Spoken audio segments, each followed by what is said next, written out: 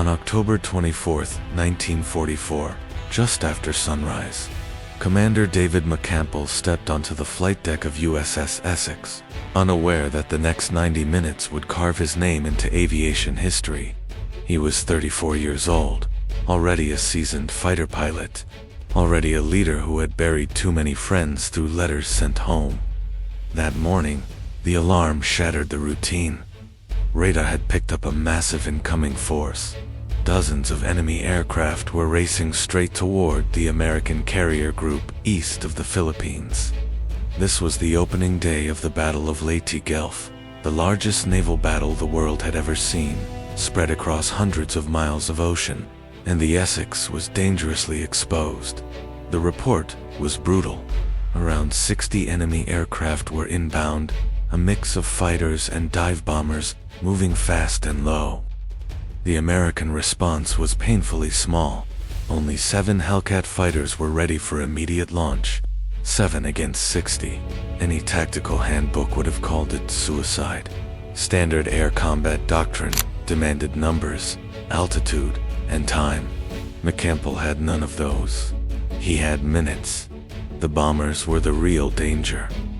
One successful hit on a carrier deck could kill hundreds of sailors and cripple operations for months. But the enemy fighters swarming around them made any direct attack nearly impossible. As McCampbell climbed into his F-6F Hellcat, the engines roaring to life beneath him, he checked his fuel. Not full. No time to top off. Ammunition was loaded. 6 heavy machine guns, thousands of rounds, but fuel would decide how long he could fight. Around him, 6 other pilots prepared their aircraft. Some were young, some were veterans. All of them understood the math. The enemy had almost 9 times their numbers. The deck crews cleared the aircraft, the last hands pulled away, and McCampbell made a decision that no training manual could prepare a man for. Instead of keeping the fighters together, he split them. 5 Hellcats would go straight for the bombers, trying to break the strike before it reached the fleet. McCampbell and 1 wingman would take on the enemy fighters alone. 2 aircraft against roughly 40 hostile fighters. It was a calculated risk, built on speed, altitude, and experience. There was no time to debate it. The Hellcats roared down the deck and leaped into the humid air, climbing hard as the ocean dropped away beneath them. Ahead, dark specks grew larger against the blue horizon. 60 enemy aircraft, 2 American fighters climbing into the sun. McCampbell armed his guns, steadied his breathing, and pushed higher, knowing the next few minutes would decide whether the Essex lived or burned. And as he rolled his aircraft toward the enemy formation, gravity, fuel, and fate all began counting down at once. McCampbell pushed his Hellcat higher, angling into the sun where glare could blind enemy pilots for precious seconds. Altitude was life. Speed was survival. As the enemy fighters began to notice the 2 American aircraft climbing above them, confusion rippled through their formation. They had expected a defensive screen, not a sudden vertical challenge. McCampbell waited. Patience in air combat was as deadly as aggression. He let gravity become his ally. When he rolled over and dove, the Hellcat transformed into a falling hammer. The engine screamed, airframe shaking as speed built rapidly. His first target barely had time to react. A short burst from the machine guns ripped through the enemy fighter's fuselage. It spiraled downward, trailing smoke, gone before it hit the ocean. McCampbell did not look back. In dogfighting, hesitation killed pilots faster than bullets. He pulled up sharply, climbed again, and repeated the maneuver. Each pass was surgical. Dive, fire, climb. Dive, fire, climb. The enemy fighters scattered, breaking their cohesion. Some tried to chase him upward, but stalled below his altitude advantage. Others dove away, abandoning their escort duty entirely. Every second they wasted chasing McCampbell was a second the bombers flew without protection.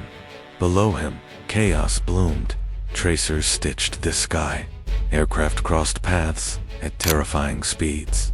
McCampbell's wingman struggled to keep pace. constantly dodging attacks from multiple directions.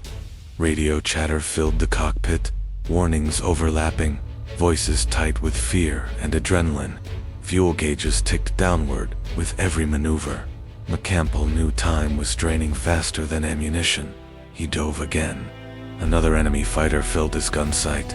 Another burst. Another kill. Then another. His shooting was unnervingly precise.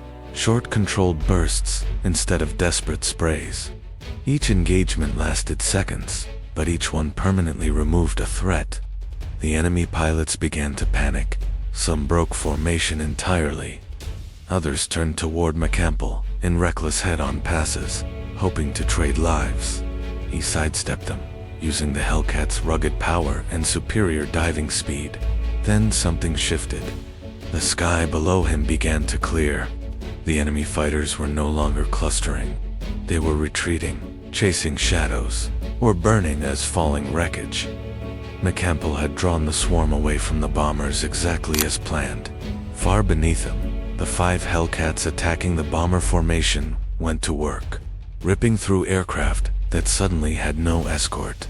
But victory had a price. McCampbell glanced at his fuel gauge again. It was dangerously low. He had burned far more than expected in the constant climbs and dives. Ammunition counters dropped as well. He had minutes left, not hours. And yet, more enemy fighters were still in the air, disorganized, but not defeated. One mistake now would turn triumph into tragedy, as McCampbell leveled out for another pass. A sudden warning light flickered on his panel. Fuel pressure was dropping fast. He could stay and fight a little longer, or he could turn back and risk leaving unfinished work behind. In that split second, he made another decision that would push this battle beyond anything history had seen before. Low on fuel, surrounded by enemies, and deep behind the fight, McCampbell chose not to retreat, and the next engagement would turn an impossible mission into a record no pilot has ever broken. McCampbell ignored the fuel warning and tightened his grip on the controls. Retreat was the safe option, but safety had never won battles. He climbed once more, squeezing every ounce of power from the Hellcat's engine, knowing each second burned fuel he could not replace. Below him, the sky was still alive with motion. Enemy aircraft darted in scattered groups, some chasing the American bombers, others desperately trying to regroup.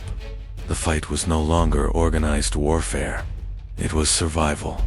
He spotted a cluster of fighters turning toward the bomber stream. That could not be allowed. McCampbell rolled inverted and dropped straight down into them, his aircraft screaming as gravity dragged him faster than any engine could. The first enemy pilot never saw him coming. A short burst, clean and controlled, tore through the cockpit. The aircraft snapped into a violent spin and vanished into cloud. Before pulling up, McCampbell shifted targets. Another fighter crossed his path. Another burst. Another kill. His movements were fluid now, almost mechanical, as if training and instinct had fused into one motion. The Hellcat climbed again, slower this time. Fuel was slipping away. Ammunition was thinning. Still, he pressed on. Enemy pilots began making mistakes. Some fired wildly from too far away. Others chased McCampbell upward, only to stall, their aircraft hanging helplessly for a moment before dropping. He punished every error. One by one, enemy fighters fell. Smoke trails marked the sky like scars. The ocean below was dotted with wreckage. Then his wingman's voice crackled over the radio, strained and urgent. He was nearly out of fuel and taking heavy pressure. McCampbell scanned the sky and saw him, chased by multiple enemy fighters. Without hesitation, he dove again. He cut across the attacker's path and opened fire. One aircraft exploded mid-air. Another broke away. The rest scattered. His wingman escaped, heading back toward the carriers with fumes in his tanks. McCampbell was now alone. He checked his gauges. Fuel was critically low. Ammunition was nearly gone. Any rational pilot would have turned back. Instead, he made one final climb. Ahead, A lone enemy fighter crossed his path, possibly damaged, possibly trying to flee. McCampbell lined up the shot, waited until the aircraft filled his sights, and fired a last measured burst. The enemy plane shuddered, caught fire, and plunged downward. Silence followed. The sky, moments ago a violent storm, suddenly felt empty. McCampbell leveled out and turned toward the fleet. His engine sputtered as fuel ran dry.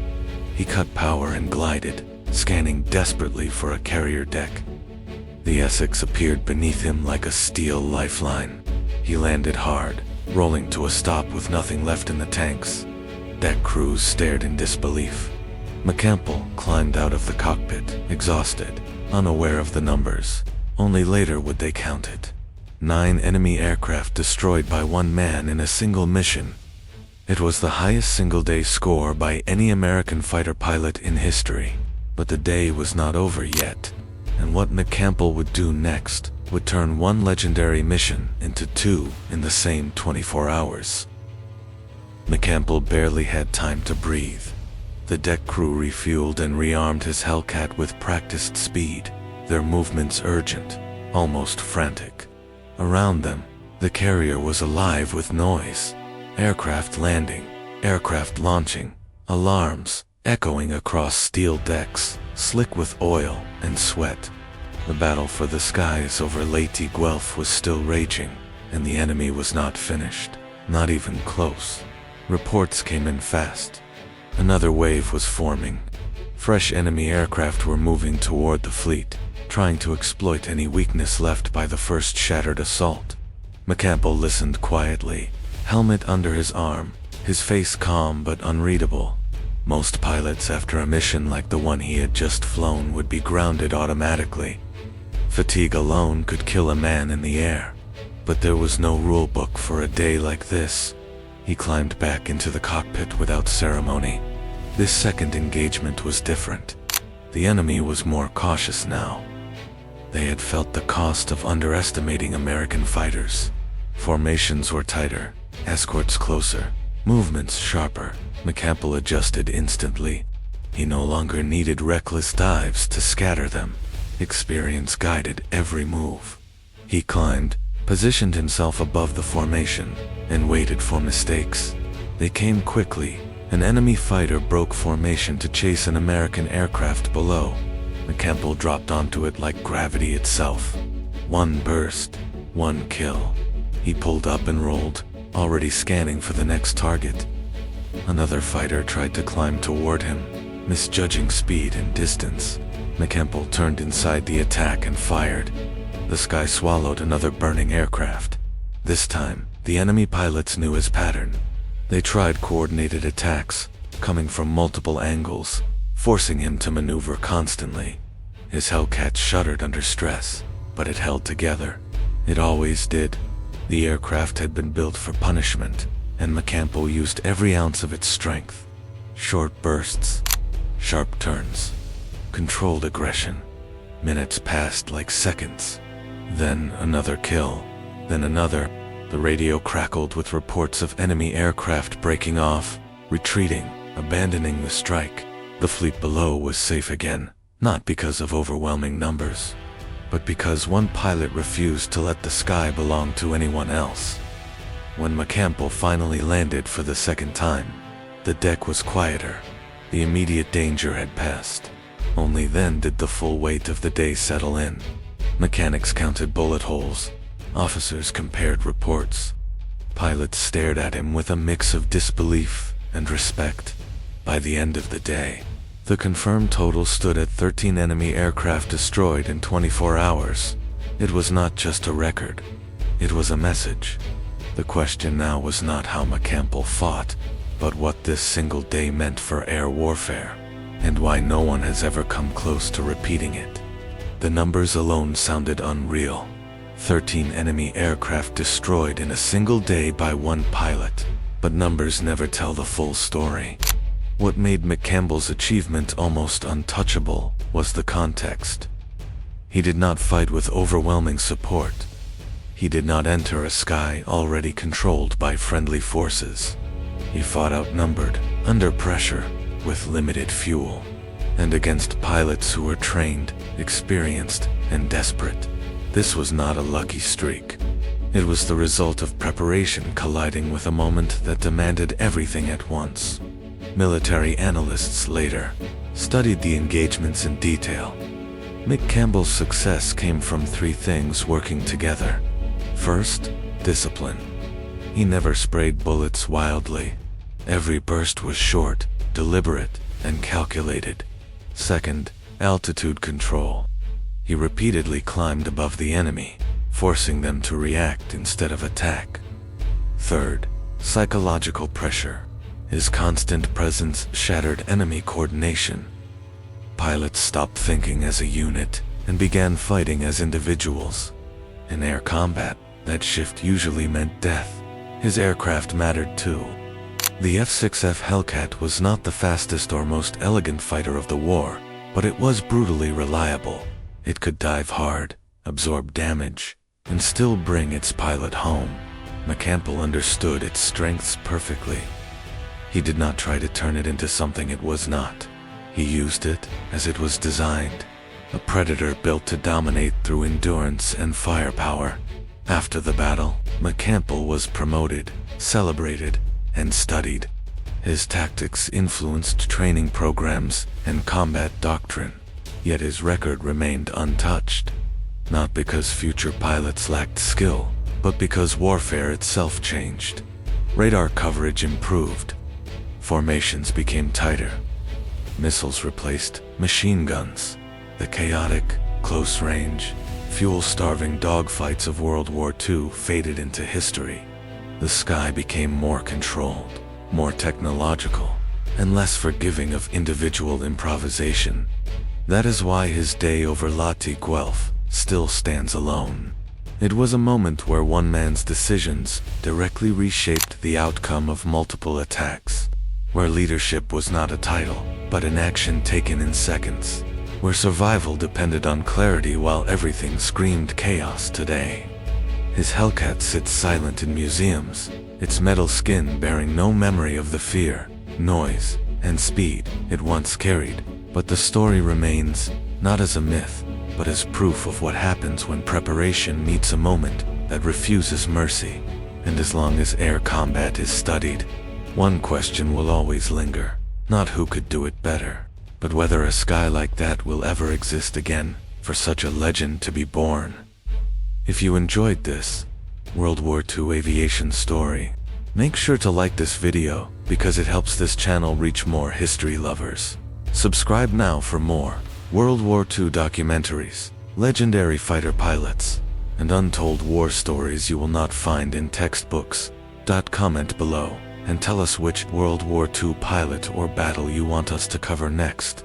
Turn on notifications so you never miss new World War II history videos.